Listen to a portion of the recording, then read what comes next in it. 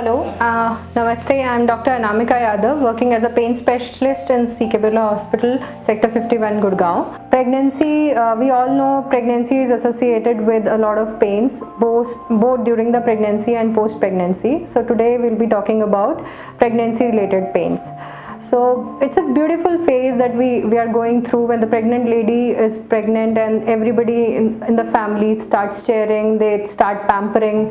But sometimes what happens is the pregnant lady itself herself suffers from a lot of pain, which is troublesome because she cannot be given all the medications as we would like we can give to other patients, so because of considering the baby.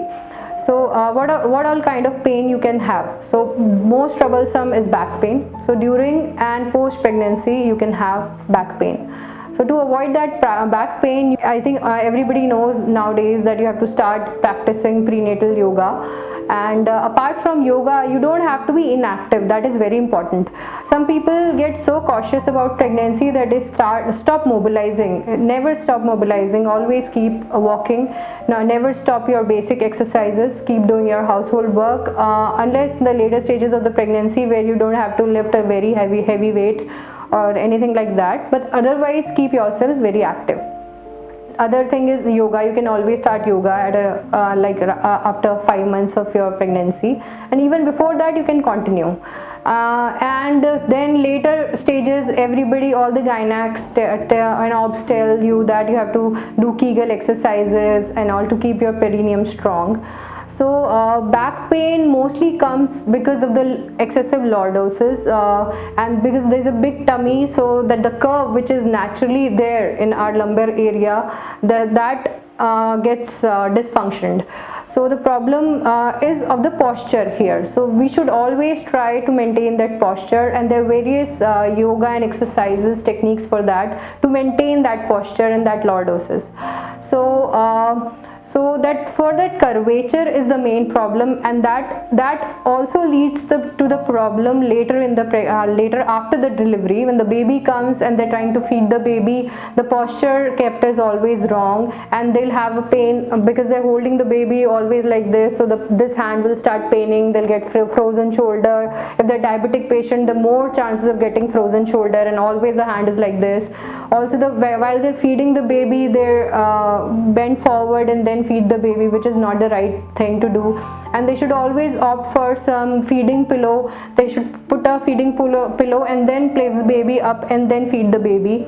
That is the right way to do it, and not bend themselves and then feed the baby, which is wrong. So these are some lifestyle modifications that you can do to avoid back pain during and after pregnancy, your delivery. Then there are other problems that can trouble you during pregnancy, like you can have some kind of nerve pain.